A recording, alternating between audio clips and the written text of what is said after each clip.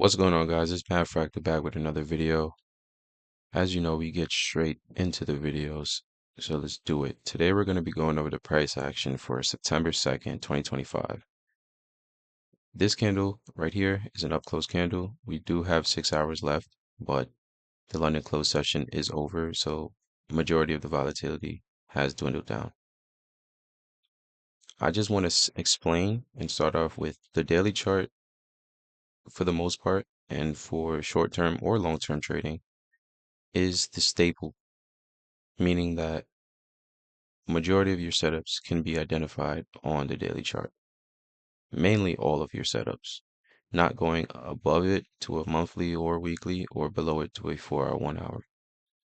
You can day trade, scalp, or short-term trade using a daily chart. However, going further into your development, obviously using lower time frames and higher time frames will better assist you overall. But starting off on a general basis, the daily chart is key. So yesterday was Monday. Mondays are usually small range days, as you can see, but it was important because it ran into a PD array, which is a premium or a discount array in price.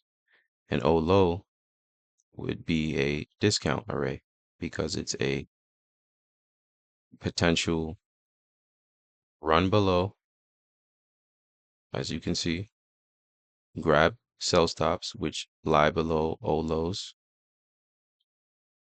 and then Tuesday, being today, had the potential of rallying, which it did. And we're going to go into a 4 hour chart to see how we can have used fractal range building to identify key pinpoints in the market to get in to experience profit in this up move for today on Tuesday's price action. So let's go down to a 4 hour chart. Using the 4 hour chart, we complete fractal range building after a daily PD array is traded into, which was in this example, out of plenty examples, was a daily O low discount array. After the array is traded into, we want to look into the 4 hour range and find the nearest or the relatively equal highs, because that is where buy side liquidity would rest. And that's where we're trying to target next after sell side liquidity is being traded into. So we would identify where the relatively equal highs are, which I taught in my old videos that when you see an old high and then sorry for that, an old high and a higher high close to each other, this is considered relatively equal. So we're going to use the higher old high. So we draw that out. Now we have a range from this low back here all the way back up to this high. Are we looking for price to continue going lower? No, because of the daily chart. The daily chart traded into a discount array. When price trades into discount arrays, you can expect price to turn bullish on lower time frames, i.e. the 4 hour, the 1 hour. So now we have our fractal range. Now let's go down to the hourly chart to find the pattern. So when we go down to the hourly chart and we have our fractal range built from using the daily PD array and then the 4 hour old highs, now we just have to use the 1 hour chart for the pattern, which is a fractal optimal trade entry, or you can say a fractal Fibonacci retracement. So now price rallies, breaks structure from that daily old low.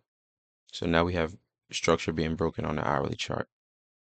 That's confirming to us we have bullish pricing ahead on the dollar index. So now we grab the old low to the high that broke the structure, right? And we draw it out, and boom, we have a perfect 62% retracement from this low to this high. We trade down into the 62%, which is marked out right here. Mark this on your Fibonacci, the 62% and the 79% retracement. So that's my zone where I'm looking for price to fill in. And then since we have our range already, we know where price wants to go, which is back above these relatively equal highs. So let me just write out buy side liquidity so you guys can see. Buy side liquidity is here. And put that to, sorry, I put that to the left. So we have buy side liquidity. Now, if we're trading above the buy side liquidity and we have our Fibonacci retracement, or excuse me, the Fibonacci extension levels, we want to be looking for the extension levels that lie above the buy side liquidity. If you're looking for low-hanging fruit, you look for the one that's nearest to the buy side liquidity, but lower than it, because you know that's going to be traded into with less resistance. As you see this up close candle, it traded into that 1.5 extension level with low resistance. So that would be your low hanging fruit. But if you're looking for the expansion above the buy side liquidity for price and the algorithm to trade into the liquidity, look for the extension levels above the liquidity, which we have the 2, 2.5, 3. It missed the 3.5, so you wouldn't have got a fill there. But anywhere from the extension level 2 to 3, anywhere in there would have been somewhere to take profit. And as you can see, as it got into that range, price started to slow down and eventually it broke down, right? So this model and this setup today for the back testing session that I do daily, it was just beautiful and I had to make a video and share it. So hopefully you guys are learning from my YouTube channel. Let me know in the comment section what you guys want next. I'm trading my personal account, so a lot of videos that I want to make don't get made because I am focused on my personal account. But when setups are like this are shown in the market and I didn't take the setup, I will back test it for you guys. But I hope you guys got something for this, and fractal out.